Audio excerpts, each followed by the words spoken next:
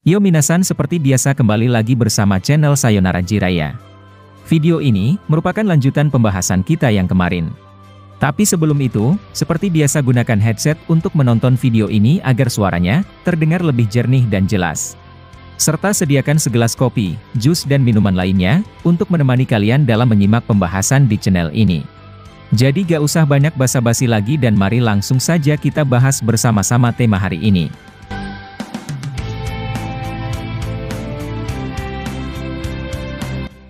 Pada adegan terakhir di video part ke-96 kemarin, sayang sekali bahwa Hokage 8 Paduka Maharaja Shikamaru hanya bisa diam mendengar laporan buruk dari Desa Suna.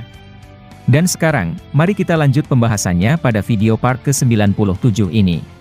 Sumber informasi di video ini mengikuti apa yang telah terjadi di manga, serta tambahan sebuah prediksi yang kemudian admin bentuk ke dalam alur cerita. Nah, adegan pertama dimulai dengan Shinki dari Desa Suna, mengerahkan seluruh kekuatan pasir hitamnya. Dia membentuk pasir hitamnya, menjadi semacam benda-benda tajam. Lalu dia mengarahkannya kepada para Sumeaka tersebut, sambil menyelamatkan orang-orang yang tak berdaya. Sementara itu, pemandangan Desa Suna tampak berubah drastis karena 70% warganya, telah berubah menjadi pohon suci. Gaara yang melihat situasi itu, tampak terpukul dan tak menyangka akan seburuk yang terlihat. Dengan ekspresi kelelahan Gaara lalu berkata, "Shinki, jangan sampai kau tergigit oleh mereka. Entah apa yang terjadi akan tetapi, kita perlu informasi jelas dari Desa Konoha." Kemudian, salah satu tim komunikasi dari Desa Suna, melaporkan sesuatu ke Kazekage Gaara.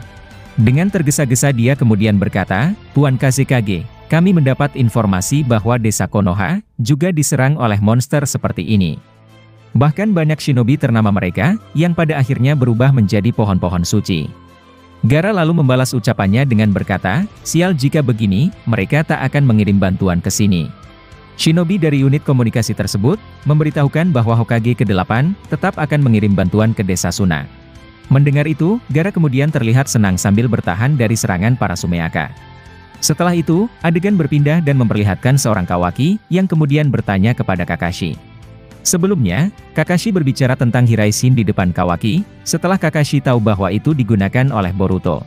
Kawaki bertanya dengan berkata, "Jika aku boleh bertanya, apa kelemahan dari jutsu Hiraishin itu Tuan Kakashi?"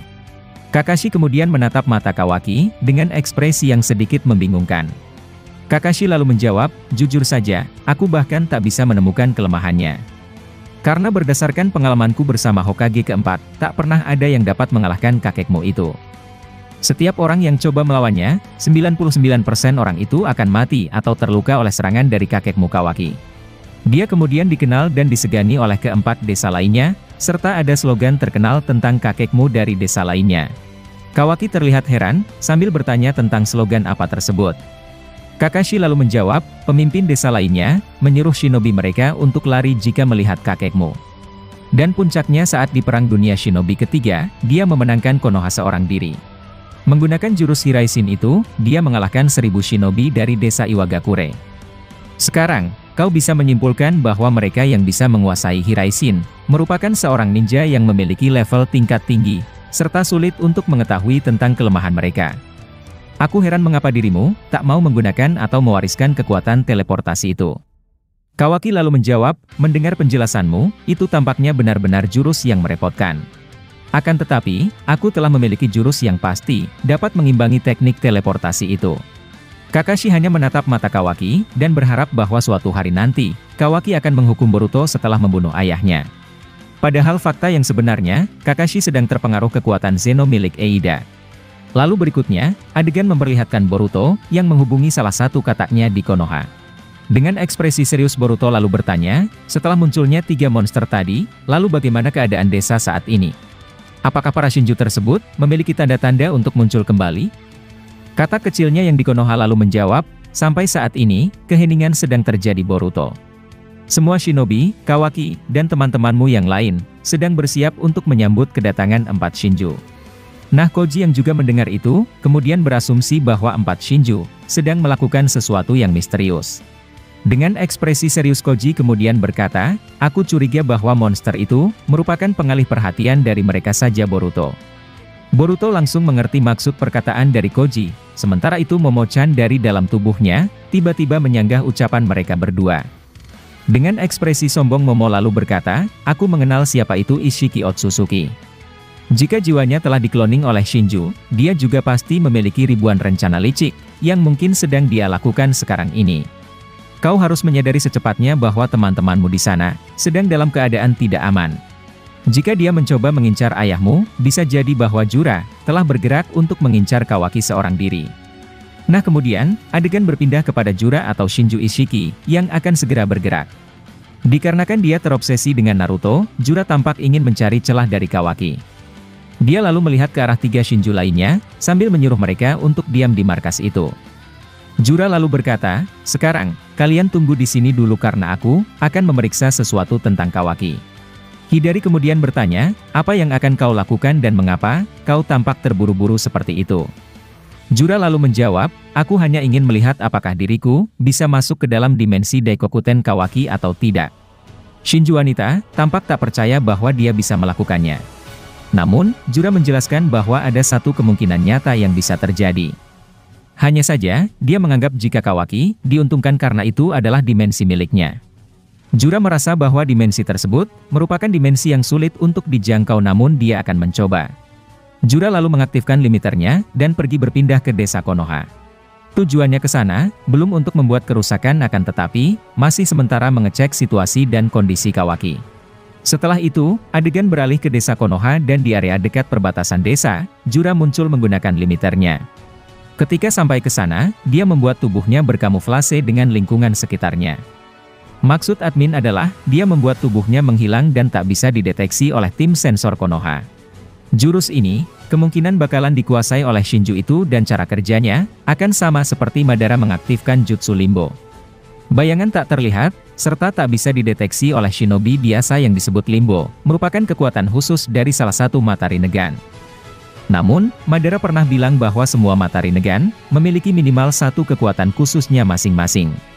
Dan jika kita mengambil contoh dari itu, maka seharusnya Shinju memiliki semua kekuatan tersebut. Lalu setelahnya, adegan memperlihatkan bahwa Shinju Ishiki atau Jura, mulai melayang di udara dekat perbatasan tembok Konoha. Dia lalu masuk ke dalam akan tetapi, pihak sensor di bagian gelombang penghalang cakra Konoha, mendeteksi adanya seorang penyusup. Mereka kemudian panik, sambil melaporkan itu kepada Tuan Hokage ke-8. Nah mendengar laporan itu, Shikamaru langsung menyuruh Eida, Kawaki dan beberapa shinobi lainnya, untuk memeriksa menggunakan keahlian mereka. Namun apa yang terjadi, Kawaki ataupun Eida tak bisa merasakan tubuh dari seorang Jura. Shikamaru kemudian berkata, sial jika aku mengingat, kekuatan semacam ini pernah digunakan oleh Suci Kage kedua. Kawaki yang ada bersama Kakashi, kemudian pergi dan mencoba mengaktifkan mata miliknya. Namun tetap saja, Kawaki tak menemukan cakra orang asing muncul di desa. Kakashi di sebelahnya kemudian berkata, jika matamu tak menemukan penyusup itu, mustahil tim sensor bisa menemukannya. Tapi, tetap saja cakranya terdeteksi oleh gelombang penghalang milik kita. Sekarang, kita harus membentuk tim untuk mencari penyusup tersebut. Kemudian adegan memperlihatkan Jura, yang sedang santainya melayang di udara desa Konoha. Tanpa diketahui oleh siapapun, dia mencoba untuk mencari tahu banyak hal dan salah satunya, mencari rumah dari Naruto. Selang beberapa detik, dia sampai dan berada tepat di atas rumah Naruto. Jura lalu berkata, sungguh aneh bahwa perasaan ini benar-benar kuat untuk Naruto. Apa sebenarnya yang terjadi dan mengapa aku menginginkan tubuhnya? Lalu kemudian adegan beralih dan memperlihatkan seorang Boruto yang sedang berlatih Rasengan Usuhiko-nya. Dia saat ini tak mengetahui keadaan di Konoha bahwa Jura mulai masuk ke desa tanpa terdeteksi.